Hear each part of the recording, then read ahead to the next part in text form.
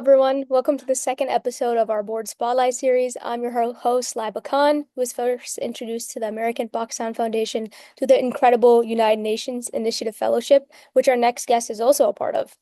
The goal for you in this podcast as the audience is to get to know our board members on a personal level and learn and take inspiration from their experiences as Pakistani Americans who immigrated to the US at a young age and paved their way to success.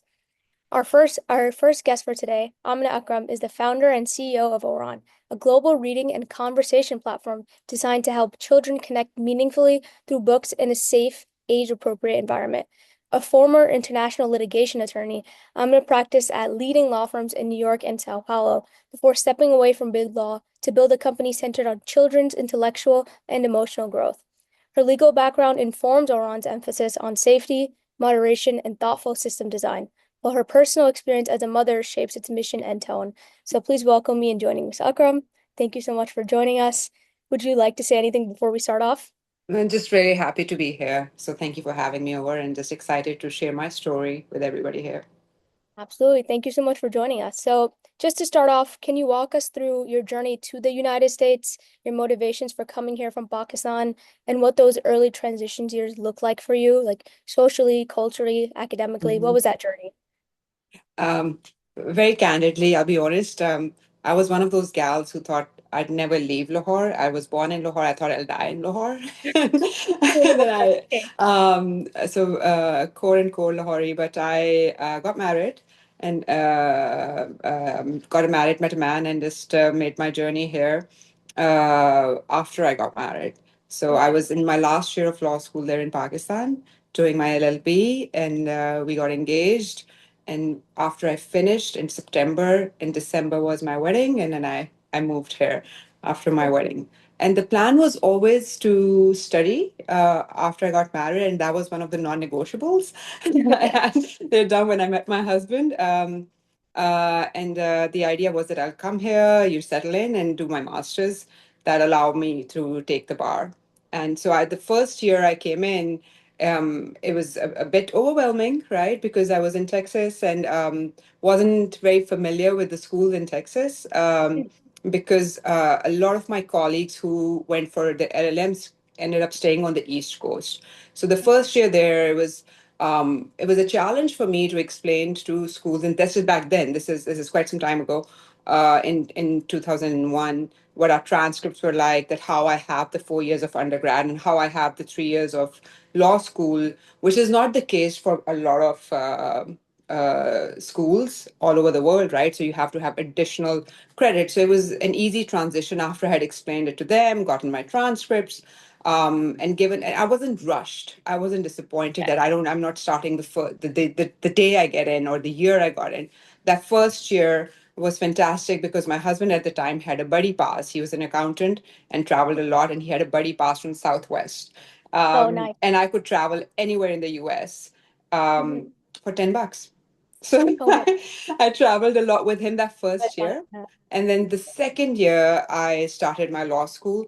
And even then, there was a struggle. I think the idea that I'm coming from Pakistan, a lot of people were not aware that really English was language of instruction in schools since I was in kindergarten.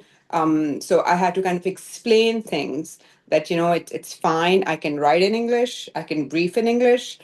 So I don't need to be in an international scholars program. I can do a concentration and I can write a thesis. And once that was clear, I was on my way. I did my master's from University of Houston in international economic law, and then ended up coming to New York and took my bar in New York. Did you know Yes. you wanted to practice in New York? Is that why? Or I think so. It was it was interesting because when you're married, the way I was, I had to kind of make things work in the Mhm. constraints of my marriage, right? I mean, my husband was like super supportive, one of the anchors of my life. Um, he moved to LA while I was still in law school. Okay. So I finished my law school and followed him and started studying for the bar, and then moved to New York for him. And there was a restriction in Texas as well. I think I wasn't able to or allowed to take the Texas bar um, until a certain number of work years if I hadn't Okay. done a JD there. a USJD. So it kind of made sense in the end. Okay. I followed him to New York. I ended up taking the New York bar, and I said I started adulting in New York. I was yeah, took my New York Okay. bar. Mhm. Yeah, no, New York is home basically for me as well, so that's great to hear. I'm glad. Are you still in New York? I'm still in New York, and I take my anytime I take my kids to Madison Square Garden for concerts or games, I tell them this is where I took my bar. No, that's a That's an legendary. unforgettable experience. Okay, that's incredible. And this is a side question, but with the buddy pass, what was the favorite spot you traveled to? Do you remember? It was Colorado. I still Um, remember because we were living in Texas, and the only catch with the Southwest Buddy Pass was I don't know if you know the Southwest business model. The way it started was that it would fly to small airports, so it wouldn't mm, fly to the big airports in the city. It would fly to small airports. So I remember that I would follow my husband like wherever, and he would end up go flying to an airport that is not the main airport of the city. So it was a little bit of a pain for him and inconvenient for him because we would have to we would end up driving to the bigger city, but I think Colorado was my favorite place by far. okay. Um, there was a small town called Crested Butte, Okay. which was at that time, and this is in 2000, a little after I had come to the US. It was like a town out of a storybook, right? That you Really. see Okay. little chalets, little sweet little cottages everywhere. It was a small ski town, so that's where Yeah, it that's a remains. vibe. Mm-hmm. You're convincing me to go. I've never been, but that sounds beautiful. A It's nice little. really gorgeous. It's really gorgeous. You Yeah. must. So you also mentioned, in these transitions year when you were coming in, figuring out these sort of like restrictions or where you can practice and like explaining Hmm. that, English, you're fluent in English. So are there any other moments where you really felt challenged or felt like, there was a sort of bias that we kind of face, us Pakistani Hmm. Americans today, and how you handled those moments while you were working or currently in the past or present? Yeah, for sure. I think when people in my field, at least in law, when people saw me and I wanted to be a litigator. In Okay. Pakistan, I thought I'm going to be a litigator. I'm becoming a lawyer to go to court. So in my Okay. mind, I thought I'm going to have a career and I'll be going to court every day. Not Okay. knowing that what I ended up doing, yes, I did started doing litigation, but I wasn't going to court every day. It was mostly federal work. But Mhm. that is, I was very stubborn about it. A Okay. lot of people, when I met in Texas and New York, they would look at me and they would say, I think you'd be such a good fit for transactional law. You have this Mm. international background, your degrees in international economic law, you did your LLM. You'd be such a good fit because you're coming from so many different places. Because litigation, where I was focused on federal US litigation, was very US focused, right?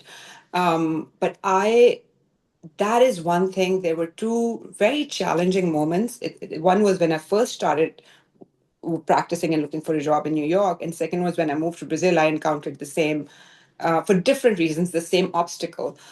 Because I'm so international, because I'm so exotic, the transactional law would be a good fit. And I think it maybe could be true for maybe a Latin language speaker, somebody who speaks Spanish and Portuguese, for instance, or French or any other language other than English that had a lot of transactional work. For me personally, I thought that since my instruction in school and college and law was done in English, it wasn't Mhm. really in reality giving me an edge in terms of languages that I'd be working with bilingual contracts or anything. But yes, indeed, you, as a person who's coming from outside, you do end up having a better understanding of the world and the people around you. I think there is a little bit more empathy. But that can apply to any field, right? That is useful for even in litigation, because my first case was against Royal Dutch and Shell, which was a British and a Dutch, energy company, two energy companies. So I think it's really interesting. I loved litigation. I loved telling stories. I still do. Substantiated by law is fantastic. So I stuck to litigation. So what ended up happening was that instead of being in big law, I started with a mid-sized firm Mhm. because they were a little bit more open-minded, surprisingly, right? If you would think the other way around. Yeah. But the mid-sized firm that was focused on securities litigation, I started working there as a contract attorney, just reviewing documents. It was like brain-numbing assignment, but important, Very important. Okay. Discovery is very important. I started there, and I think the work ethic, people around me, I didn't need to be there by 8 or 9 in the morning. I was there. So when they started hiring associates for this big case that I was just telling you about, Royal Dutch and Shell, they are one of the associates who saw me coming in early every day, approached me, like, "Would you like to interview?" So, and that's how I interviewed. And I always tell, um, yeah, my this is really interesting. Like when you have no expectations at all, but you're just doing your job the way it should be done. I think doors open. So that was really interesting. So that took me that path of being a litigator and litigation associate. Okay, that is a good inspiring story to hear, kind of doing what you have to do and then the doors open for you. So that is Right. inspiring as well. You did mention Brazil. Could you talk a bit about what brought you to Brazil and that story behind that? Sure. So it's happening in the sequence, right? So I was at Bernstein Liebhardt was the name of the securities litigation firm where I first started working. I was now by this time I had been married about 6 years, Okay. right? So I had finished my academics, and now I was working. So we decided to have our first child at that time, me and my husband, and I was one of the first junior associates to have a baby, right? So after he was born, and he was about, I would say, 2 years old, we hit the financial crisis, Mhm. and a lot of people left New York. A lot of my friends left, and we were also kind of itching to experience something new. We'd been in New York long, and New York was home even at that time, just for new experience. And for his at that time, and this is in 2000 and I would say 14. No, no, Okay. not 2014. It's 2010, and the financial crisis, 2008, 2009. In 2010, my son was 2.5 years old. I was kind of in a situation where I wanted to do arbitration, which seemed like a really natural transition from litigation with that international background at that time. That was the spot that, yes, the international background would be really helpful in international arbitration. And Brazil was the hot seat at that time for international lawyers. So I would see in the paper every other day, literally, one of the big firms, the opening of an office in São Paulo. And my husband at the time was working for one of the banks, and the bank had an opportunity to move to Brazil or London. And of course, we chose Brazil. Because why not? We don't speak the language, didn't know anybody there. Let's just jump. And Yeah. that's what we did. And then once I got there, what I was telling you, that whole that kind of stereotypical attitude that, you have such a international background, you'd be such a good fit for transactional law. And to be honest, most of the work there that a New York lawyer could do was M&A at that time. There was a lot of activity in mergers and acquisitions in Brazil at the time. A lot of US companies were buying Brazilian companies, listing them then on New York Stock Exchange. So that was a very exciting time in Brazil. Again, I got an offer. It was challenging to find a litigation position or arbitration position, because most of the work with all these UK US firms was being done in their home offices, and the transactional work was being done in the Brazilian offices, that's where the teams were, the core teams were very transactional and corporate. Um, and that was another time that I just stuck to my ground. And in hindsight, I look back and like it paid off. One of the US firms there said, we'll bite the bullet.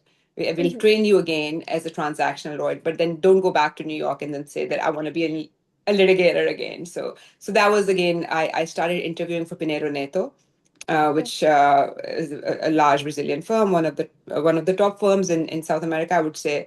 I visited their offices and was completely blown away and awed by the level of sophistication of the work they were doing there, by the manners and how people dealt with each other, and just by the general. They have very impressive offices.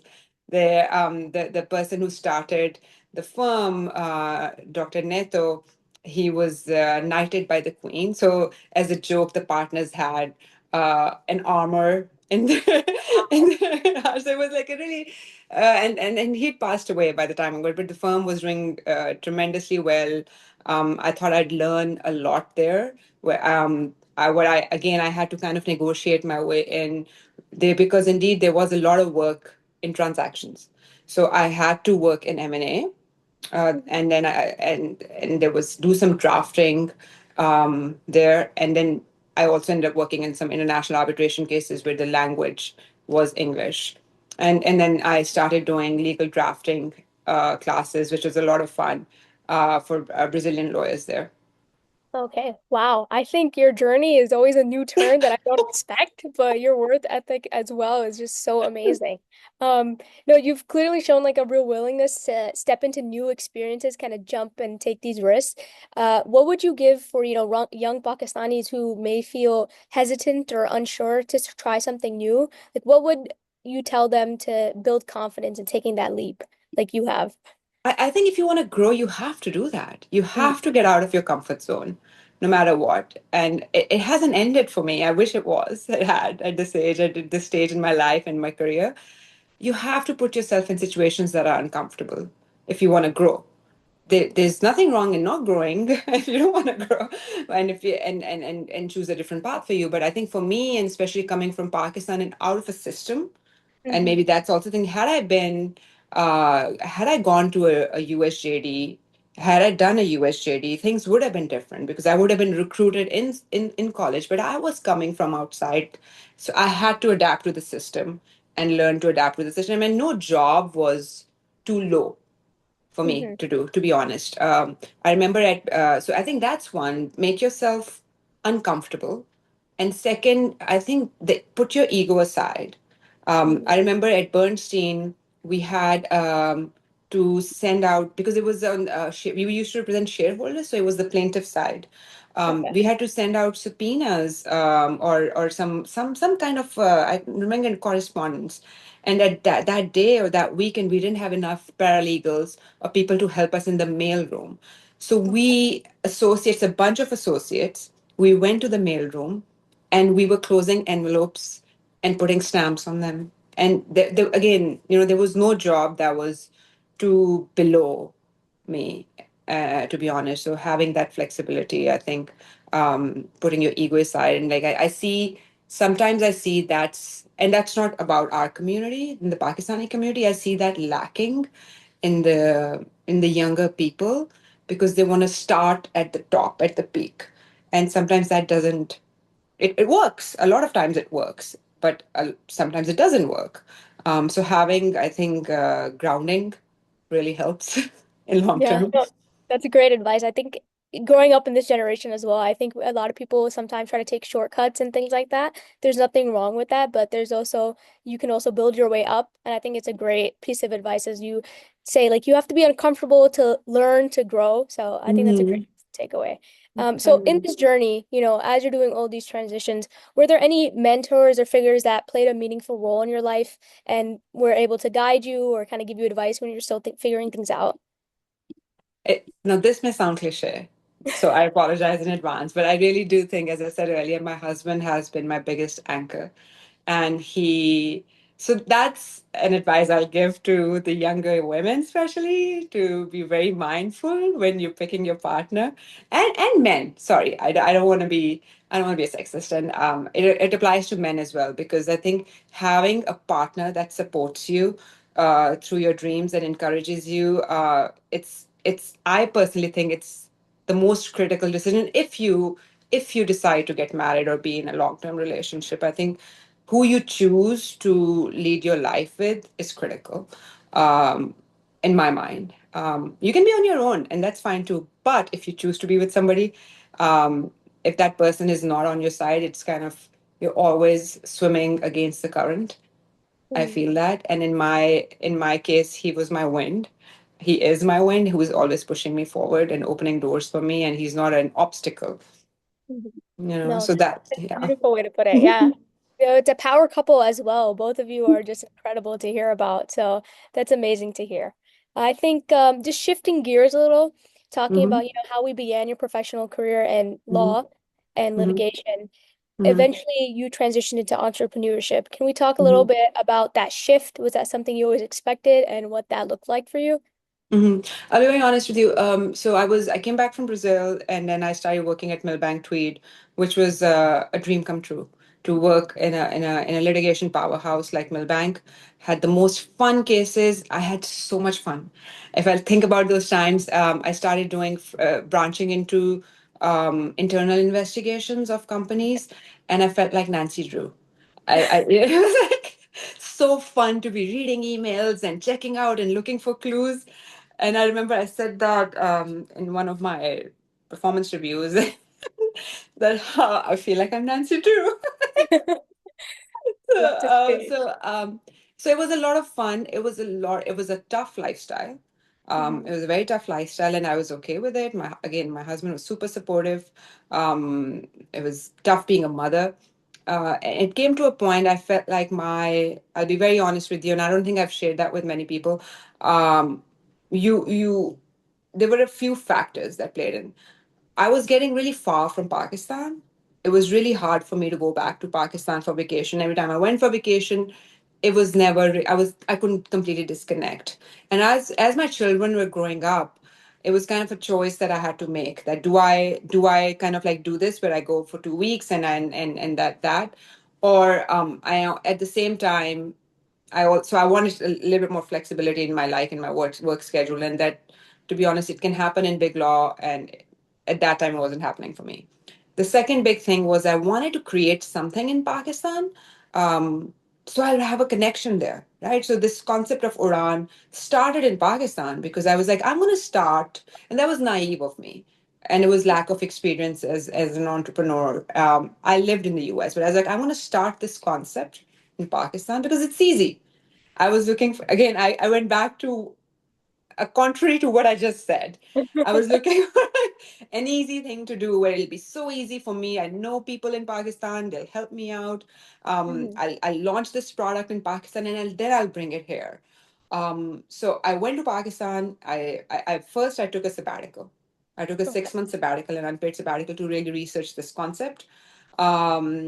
Is there any need for this? And to be honest, at that time, there was no upward trajectory of Instagram or social media platforms that kids were using. At that time, it was very naive. I just love talking about books that I read. Wherever I go, I start a book club. So I went to Brazil and I started a book club. I came back, I started a book club. So I love discussing what I'm reading. I think it's a collective reading experience, and it takes your reading to just another level when you discuss it, right? So I love fiction.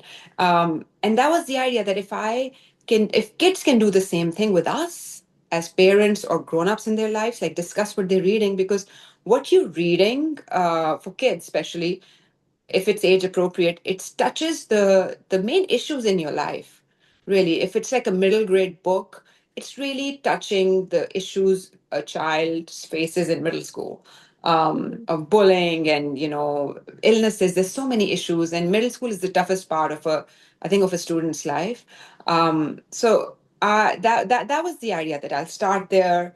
We'll do the packaging, and then it'll be just a massive global book club where kids Mhm. can connect online. A kid reading in New York the same book would be able to connect a kid in Lahore, a kid in Sydney, a kid in Toronto, in the English speaking world. That's where we wanted to start.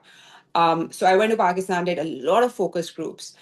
Came to New York, I did a lot of focus groups, and it seemed that the challenges the parents were facing were not very different. My sister in Lahore was facing the same challenge as my doctor in New York, as my carpenter in upstate New York, as my, it's the same issue. So COVID hit, and and I was pushed to kind of rethink my strategy and think Mhm. that, which in hindsight was the best thing I did. Went back to the drawing board and really started thinking about launching the product here, and seeing, because the need was clear, that yeah, it's fantastic in Pakistan, but it's also a need here. There's no difference. It's a global need where children need a better product. I mean, just taking, I felt like phones away from it, and then the trajectory just went up. it went nuts. You know how children started using for school, starting with school, they started using screens and Classroom, which was fantastic, and that it never came down really. The users just went up and up and up, and at that time, we know already that the tech industry had major failures in like creating the guardrails that should have been created, and the users just went off the charts. So it kind of starting from a very simple concept of having a book club, and then the technology started coming in, the AI came in. That was the latest wave. That how do we use all this awesome technology and these platforms to connect in a good way and create a product for kids. So when I went in Pakistan, I must say that people did help me there a lot. Like it was my shoot. If you go on our website, it was done in Lahore, in Mhm. Pakistan. Like the top fashion photographers, because I wanted to really bring in the glam that I see books as. Like I just don't want books in cardboard boxes. I want when my books come to me, I want it to be a box of to like a box of chocolates, and that's how our packaging is. And at the same time, I wanted to visually show people how I feel about books personally. Again, it's more I because it's like the brand and the concept was so ingrained into my mind that how I see it and how I visualize it, which I think resonates a lot with parent peers, and even all readers. I shouldn't say my peers, all readers who love books, right? So and that's how it started, but it ended up I ended up launching the product here. Hopefully we'll take it to Pakistan soon. Okay, that's incredible. Every time you tell your story and this journey of how you're learning and evolving these type of needs, like you anticipated this as well. As you said, the trajectory has just been going up. Even kids these days now, like with AI and things like that too. So it's incredible to see, Pakistani women kind of taking this lead and how much it's evolving and going globally. So congrats on that as well. I do wonder, Laiba, thank you so much for that. That if it's our like innate, I don't know if it's a Pakistani mother instinct of being so overprotective of our kids that I've been criticized for. I do. But I think exactly that. I have to say, as a mother, and this goes to mothers not being a Pakistani mom all over, Hmm. that how can you let your child be on this world wide web without any guardrails? Yeah. When in the US, if you grew up here, I didn't. I realized that after a certain age, like 12 years, you can't take the school bus. In New York City, for instance, they give an MTA card Yeah. to children above 12 years of age. Shouldn't be on this. It makes total sense because you don't want younger kids to be around older kids. And I Hmm. was like, so we have that in place, which is solid. Hmm. But why can't why how can we have no how can everybody be everywhere just by clicking a few clicks, like on these apps you can be on it. There are no guardrails. So that was the biggest thing that I think that, and also in our focus groups, that it wasn't mental health. You'd be shocked when I started doing my research. It wasn't mental health, it wasn't screen time concerns or whatever. The biggest concern parents had was exposure of inappropriate content for the kids. That was the number one reason parents were freaking out and are still freaking out, because again, the conversation that an 8-year-old have and the vernacular that an 8-year-old is going to use is going to be very different from that of an 11-year-old. There's a big jumps, right? And the issues that they're facing when nearing puberty are very different from what an 8-year-old is facing. So that's why when we designed this, the safety concern wasn't kind of like, okay, let's slap it on this product. It was kind of from the moment you sign in and create your account, every step of the way was how do we protect this child. So again, Okay. Yeah, maybe it that's a was very like, thoughtful approach. Yeah. yeah, Yeah, very no, part very desi. no, no, very thoughtful. There's a reason behind each step, which is really important too. I was someone that was born and raised in Brooklyn. I've seen it too, especially like you emphasize middle school is a big transition from, this new place. My middle school and high school were the same ones. I think you just have access to everything and it's exciting, but it's also very scary because the Mhm. fact that children at such a young age can just tap and you get access to something is just a very crazy thing. So this is very amazing to hear about. Something I'd hopefully use as well in the future. I So hope so. I hope um, so. It is about books, so I guess a side follow-up is what's your favorite book currently, if it's something or something you're reading currently? I just finished reading, in fact, a few months ago, Arundhati Roy's new book, Mother Mm, Mary Comes to Me. Have you read Arundhati? She's an Indian author, hmm and she wrote God of Small Things, and then her second book was, and she's written many articles, and she wrote another book. Her second book came after many years. I don't want to know the exact, but almost 10-15 years of the God of Small Things, that about the Kashmiri people and the struggles of Kashmiri people in the Kashmiri side, the Indian Kashmir. Phenomenal. And she just came out with Mother Mary Comes to Me, is her autobiography. And every year I do like a book box for my close friends and people who've really helped me in this journey. Mother Mary Comes to Me is one of the books that I included because it's a story of such resilience and human tenderness, and a woman who just won't sway from her ethos and her belief structure despite the political pressures or the societal pressures. So I absolutely loved her story. So that's in fiction, non-fiction. That's been my favorite book. And I'm a little late, but currently I'm reading Lessons in Chemistry, which came out a few years ago, but I never read it. And that's also, it's surprisingly, it's also about a woman in the 50s, right? And it's, I don't know if you've read it or heard about it, and I heard there's a show also. They made a series out of it, so that's the fiction I'm reading. Again, a little behind.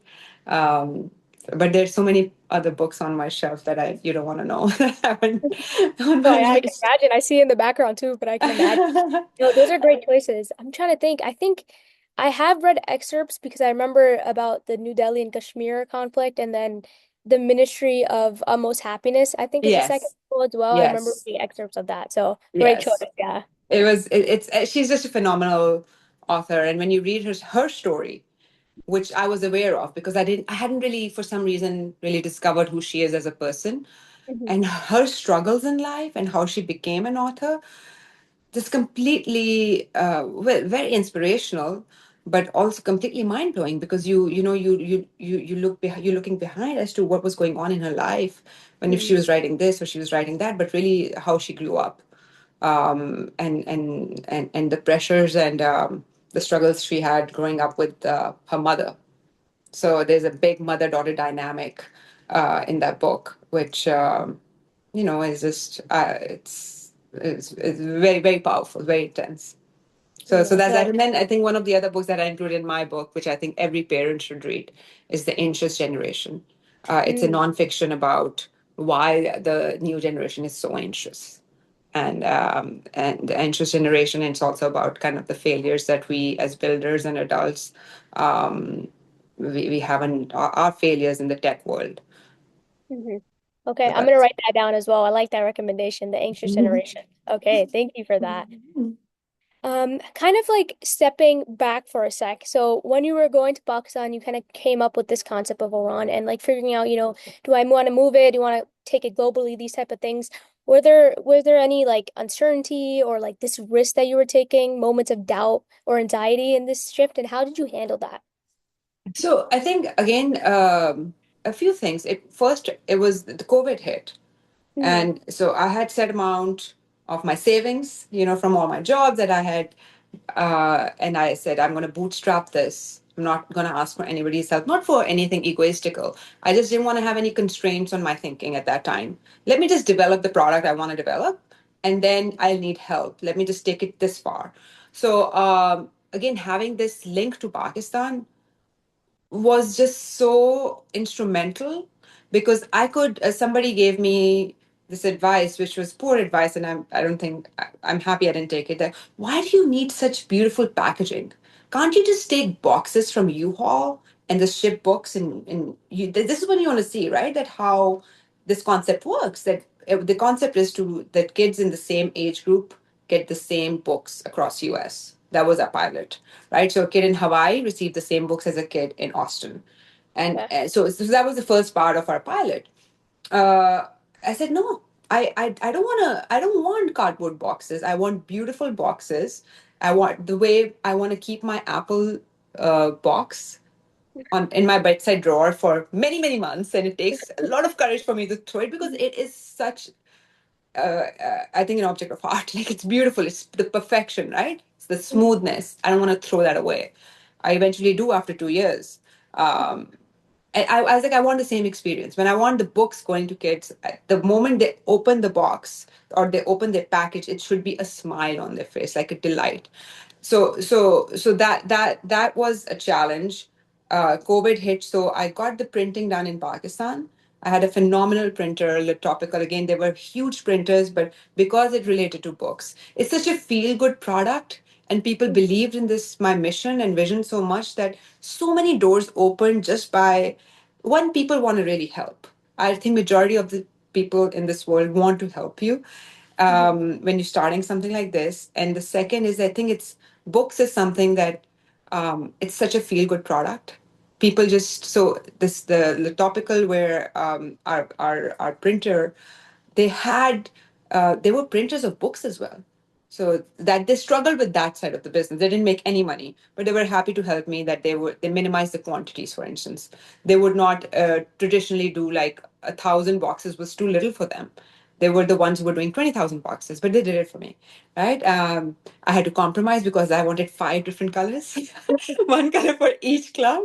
But Yeah. yes, then that's the kind of compromise I had to make. Like, okay, let's just do blue, and it'll be, and then you justify it, and then it works out in the end. That I feel I have such a strong faith that I have such strong faith that things when don't pan out the way I plan it, it's a better plan, right? Mhm. And yet that brought cohesiveness across the brand. So that was the biggest struggle. I ended up paying, yeah, less for the printing of boxes, but when I had to get it shipped from Pakistan, I paid three times because it was COVID. And as you may remember, shipping was, astronomically more expensive. You Mhm. would be just, you'd be just lucky if you got your shipment. So I remember, so we got our shipment, and there was no one struggle. The boxes got delivered, and there was COVID, so I was upstate in our. We were lucky that we had a house upstate, and I was staying at my brother's house. He had a house upstate, so we were all kind of bunkered down there. Mhm. The delivery came, and I was like, well, how am I going to fulfill this now? We were going to run the pilot, and there were 50 people that we had sent to boxes to, and I still have pictures. My daughter at that time, she helped me. Um, so we were all on our knees in our dining room putting boxes together. I still have the picture of the UPS box. You would pile the boxes outside your house, so you didn't run into any or encounter another human, and Mhm. they would just come and lift the boxes and they take it. So that was a struggle, but we did it, and people were so helpful that one friend who's in LA, Samir, he would give me review on my website. Okay, this is not fine. This is it's just like it was took a whole village to launch the product, and then it kept going for a while until I was like, okay, now this is the physical side of the product works. How do we connect them? And that was Mhm. again my connection in Pakistan, right? I had to move back, like look back to Pakistan to develop the tech, and that was very helpful, right? Like having connections, like having friends. Okay, this he developed this app, he developed that software, spoke to so many people, and then found a company that developed the app. Because before again, I was tried to use whatever's out there. I was like, can I pick Mhm. something off the shelf and just use it instead of building my own app? Yeah. There was nothing Laiba out there that didn't collect data. Mhm. So, and for me, that was the biggest thing. Where is this data going? Like I couldn't track it. So I looked at a lot of apps and a lot of softwares which were community built. So that was another challenge, that again nothing was kind of off the shelf. I didn't get off the shelf U-Haul boxes, and I couldn't Mhm. get an off the shelf software product. I was lucky I had a really good team. I had people who felt very passionately about children's literature. I had a curator who had done children's masters in children's literature from NYU. So Mhm. she would go, and we had at that same time. I was lucky that I had, before COVID hit, built relationships with the vendors. So we were buying directly from Scholastic, from Penguin, to kind of not have the middleman and Mhm. keep our margins. And that again also, how do you get the attention of these big vendors or publishers when you're so minuscule, when your order is going to be just 50 books or 100 books in the beginning? And I think that what helped was just our branding. Like when Mhm. these book lovers would see our catalog with a child sitting with a cat and reading a book, they'd be mesmerized. So I think kind of if you're able to somehow um, kind of make your thinking or your whatever you're seeing visual, Mhm. it's easier to connect with people, I think. So that helped a lot. Yeah, no, that's a great story of how you identified that kind of need and like, how there was no data tracking and had this idea come and then you made it happen. Like you visualized it from scratch. And that's Yeah. incredible too. That's art in itself as well too, to kind of have this idea and identify this need and then have it blossom. It's such an amazing thing. So good. Thank you so much. Thank you. Yeah. I think it's and I have to say that you bring it as much as you can, and I'm at a point now where we develop the tech, we have to launch the product, so we stopped operation. Then we was like, okay, let's relaunch the product with the tech now, and make sure that all the security measures that we have are there. I want to see how kids engage with this now, and that's going to be our next. That is the next step, and that's going to be the next big challenge now to see how Okay. do we Yeah, that was how going to be my next question. Yeah. how do we drive engagement on this? How do we create this as a great experience for the kids? It make it into something that's as engaging. And we were thinking about it, that how are we going to do that? Hmm. And then the AI wave came in, and that made things a lot easier for you. So I think our company is one of those companies that we're not building our own AI. We are, but in a way, we're already using products that are really good products out Hmm. there that you can use or integrate in your app for the kids to use. So, for instance, if you're reading something, what do you think Cinderella looked like if she was living in 1976 in Pakistan?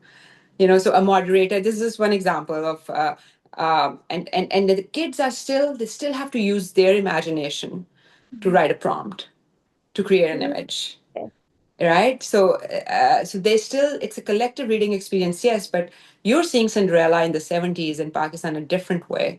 I maybe see Cinderella in Ohio in the 70s. Like, what do you say? And the question would be like, what do you think Cinderella looked like or dressed as in the 70s? And you could be from Ohio and you could say, I think Cinderella looked like this. And I Yeah. could be from Lahore. Listen. So that's one example of how do you engage with what you're reading. It's totally like kind of where you're coming from, right? It increases empathy in the world because, oh, you're looking at Cinderella this way. Why? Oh, you're from Ohio. Oh, this is what happened. And then it just goes into this all that happens in Ohio. And this you learn so much about that person who's from Ohio, right? And what does that do? The next time I meet somebody new from Ohio, I would already have, because as humans we do have preconceived notions. I would have more empathy for that person I'm meeting from Ohio because I had such a good experience with on my on while I was reading on my collective reading experience with a reader from Ohio. So that's thing, and then so that's one of the features we're developing that it's really exciting. And then we have child psychologists and educators who are going to help with the moderation, like really pick up the themes from the books and Hmm. see and engage the kids. Because I think even again, we're coming out of middle school, it's it's always easier, even as adults sometimes, to talk about your problems or the challenges you're facing if you're talking about a third person, and in this case, a fictional character. So if you're having an issue in school, it's harder to talk about it yourself to your parents. But yeah, you can identify with a fictional character in a book, it'd be easier. So that's the idea. And then I think the other thing another aspect, we're developing a video, creating like a 10-second video of a book that, and we engage the kids. So again, the kids are creating content using the content they're reading. Wow. Yeah, no, I feel you've unlocked a new way of thinking for me as well, too. This idea that, these preconceived notions or like this way to vent as well. We all have different backgrounds, different imaginations, and kind of using that for empathy. That is something that I've never thought about, and that's such an amazing way to think too. So I've learned something new every day. And Thank you. yeah. Yeah, let's see how it goes. I'm really excited, very excited to launch this. Yeah, so I think I guess one last question on this kind of sort of, balancing as you've built an incredibly impactful career, as a founder, CEO while nurturing a strong family. And then I think many young professionals might struggle with the idea of, having to choose one over the other. And you kind of touched on this as well. So Mhm. how have you personally navigated balancing professional ambition with family life? How does that look like Yeah. for you? So I think it's never 50-50. Hmm. If you think that you're going to be a 50% of a mom and a 50% of an entrepreneur or lawyer every day, that doesn't happen. Um, the days I give 80% as a mom and 20% to my work. And then the days that I give 80% to my work and 20% as a mom. Um, so it's never 50-50. And I've learned this only with time and experience because initially the struggle was to bring a balance. Hmm. But I don't think a thing like that exists where it's 50-50 every day. And here, this is where when you have kids, your partner also comes in because there'll be days that and I'm not sure who said this, but I think when I heard this, it made complete sense to me. That there'll be days that he'll have to give in the 60%, and you'll only be able to give 40. And in our marriage and in my relationship, that has worked for their given that my husband is a little older than me, so he was always ahead in his career, but still that balance was never, you know, that balance was like you give 50, I give 50. I don't think that ever happened. I think there was a day that happened. Maybe, maybe it never happens in reality. So I think as long as you both giving your best in the giving day, I think that's critical. And I think always is true. So that's one thing. But also, you have to have, even if it's 10% of your time for yourself. So it's kind of like the same thing, like it's a cliche, but you have to have your own oxygen mask before you can help anything. And I think as women, and I'm so glad that I am a woman, and it's a blessing that I think we've been given a heart and soul. Especially, I think that you wanna emanate that energy and that warmth not only to your kids but to your parents, to your siblings, to your friends. And so you be fair, and it was really hard for me to do as a big lawyer. I'll be honest with you, but I think becoming an entrepreneur and having that flexibility where there is no FaceTime. Just work needs to be done. I can do it at 2 o'clock in the morning or 4 o'clock in the morning, leave early, and I think that's what it is. I think just to having that those unrealistic expectations, the way you're giving your 100% every day to one thing, it just ends up in a burnout. I think I've been able to sustain this so long because it's just a marathon and you have the right kind of support system. So even if you don't have a partner, I think having a support system there is very helpful for me. Communities are really important for me. That even with Uran, I think some companies are doing a fantastic job of sending kids books curated to their interest, and that happening. And I think there's a lot of companies that are doing that. For me, it was more about building a community, learning from each other. That how do we? I mean, we're all so flawed. I think we all have so much learning to do.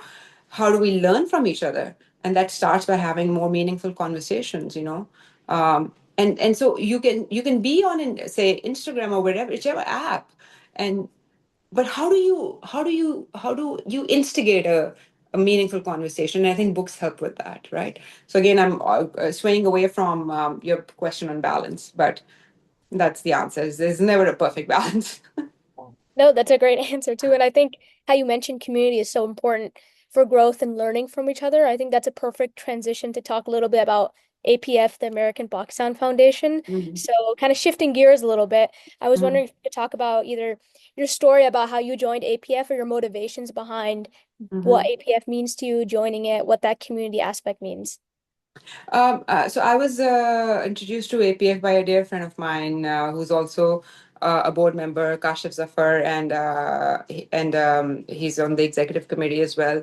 And the idea, I think it was the only organization that I had come across, and we have so many wonderful arbitrations. I think to be a part of the Pakistani community and growing up in Pakistan, you see that as a community we're very strong. Like you see the how we help each other when there are natural disasters. That I think if you look it up, I won't be. We're one of the top nations in terms of community work, right? We really it's grounded in our religion, charity. So it's just a part of who we are, but also the community aspect of health. So I saw that there was no other organization that was really focused on the youth, the young people. There were so many and doing beautiful work for cancer, for literacy, but there was no organization that was building a bridge between one Pakistan and America and the Pakistani Americans, right? Or American Pakistanis, whichever order you may say it in.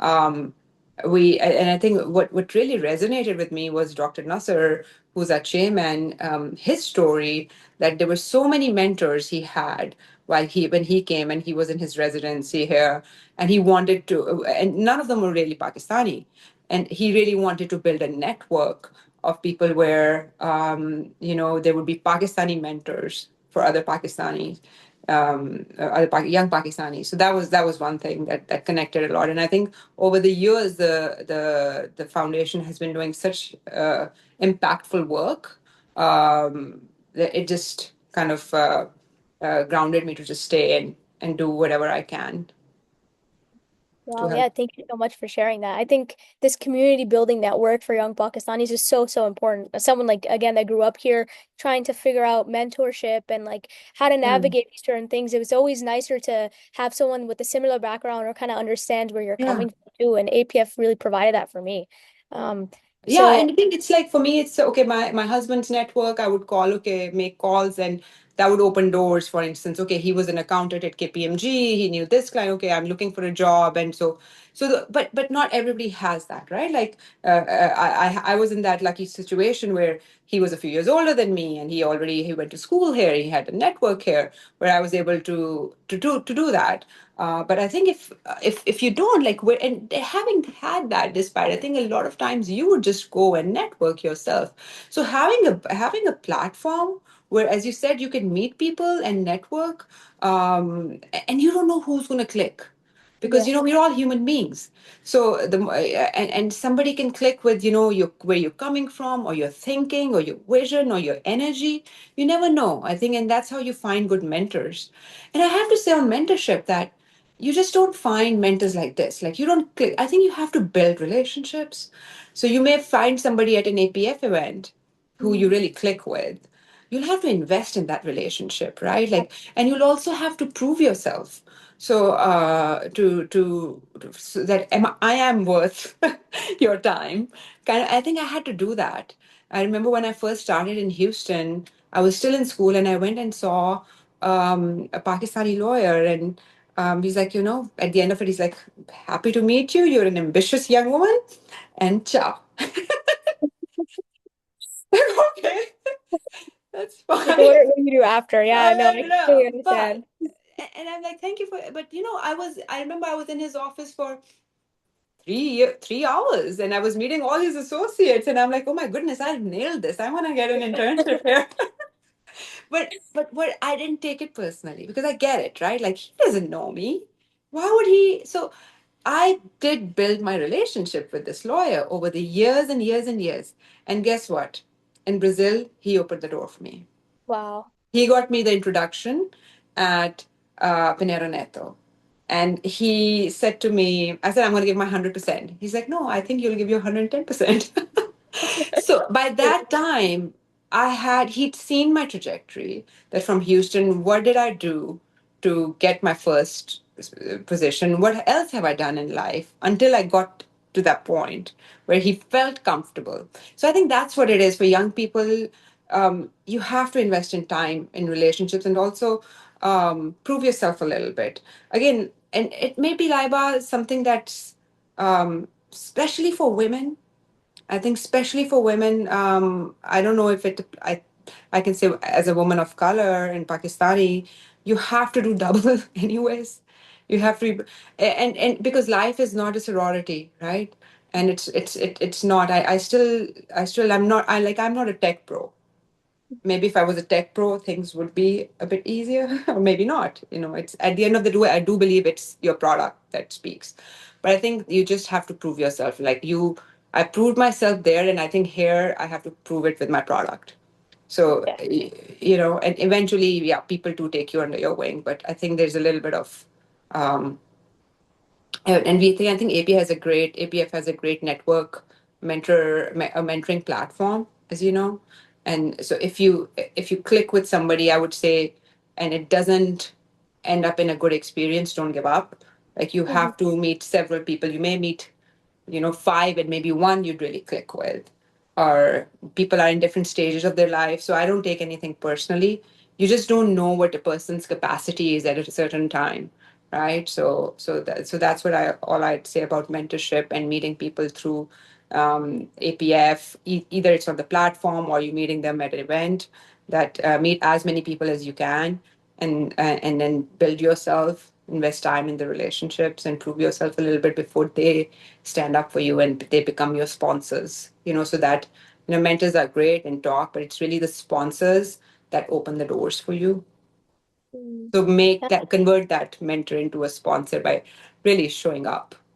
Yeah, I like that, converting the mentor into a sponsor. I think it perfectly fits in your theme too, Amna. Like this theme of empathy as well, understanding, well, networking and meeting new people can be a daunting task. Understanding that, you can invest in this and kind of build a relationship that might pay off later on as well, or Absolutely. you get a new experience out of it. So, one last follow-up plug before I ask the last Mhm. question as Happy well. to, happy to. I joined APF through the UN fellowship, and that's where also I met you for the first time. Right. Could you talk quickly a little bit about like your motivations behind joining the UN fellowship as well as a mentor for that? UN, I love the UN. Like, I think with all its flaws, I think we discussed that when you were in the fellowship. The world is a better place because there is a UN. It has its limitations of what it can do, right? So I believe in the organization wholeheartedly. I do get frustrated sometimes by how the hands can be tired and how political it's become and how bureaucratic it is. So, but it is the only platform in the world which gives all the countries of the world a voice. So I think it's a great way of for our fellows to experience what's happening in Ghana, for instance. How are they using AI, and how are the Pakistani farmers or the Indian farmers using AI? So it is just everywhere when it comes to substantive topics of technology, of women's rights, human rights all over the world. It is just so fascinating to learn about that. Again, that point of empathy from another's perspective, and things get heated in the UN conferences because you can't leave the politics completely out of it, Mhm. right? And we've witnessed those in some of the meetings, but having that opportunity to be exposed to a different point of view on a topic, and also then having this opportunity to share your point of view at this platform, is fantastic. I think there's no other organization of this scale that gives that opportunity. Yeah, I mean, I think that's exactly how I got interested in the UN as well. APF kind of made that connection. Afterwards, I worked at the permanent mission for Boxon a little bit because I really like this idea of fostering dialogue, and APF is the thing that helped me get into the UN and learn about how it works and the behind the scenes. So Right. that's Yeah. a great way. I'm Yeah. so happy you had a great experience, Laiba. I'm delighted to hear that. Like, really. No, that was all thanks to you and Maha as well too. It was just an amazing experience. So, and just because we're getting short on time, I want to do our last question that we usually end Sure. off. So, if you were sitting in a room full of Mhm. Pakistani American students and young professionals Mhm. today, what is one thing you would encourage them to start doing this year to invest in their future? I think the first thing I would say is just about making yourself uncomfortable. Mhm. Be uncomfortable. The second thing I would say, the world where we are in the world right now, um, not to have a one track mind and just be open to civil discourse. So, because I think what we're seeing right now are two extremes politically, and it's not only in the US. It's a movement all over the world where the extreme is becoming the new fad. So having an open mind and to others' point of view, and somehow cultivating the skill of civil discourse, which is lacking in our society so much because it's so easy to lose cool. And so I just say that um, if make yourself uncomfortable and just be open minded um, to hear the other's point of view, be it at your work, Mhm. while you're doing a calculation, be it an interpretation of law or rule, or so because whatever it is, I would just say just always be open that you could be wrong, or there if even if you're right, there is another point of view. So having that openness to just listen, which is becoming really hard right now. So I would just give them that. And I think third, which is really it's not in this order, that if you do end up or decide to lead your life with somebody, just make sure you have your non-negotiables listed, like very early on, that these are my non-negotiables because your partners do impact a lot in where you go in life. Yeah, I think that's a great way to end it. This has been an amazing conversation. I've It's learned so, so much. Thank no, you I so, enjoyed every second of it, and thank you for your time and having me on. It's always a pleasure. yeah, thank you so much, Amna. And I want to thank everyone for tuning in to our APF Spotlight series. Stay tuned for the next episode. Thank you. Take care. Bye bye.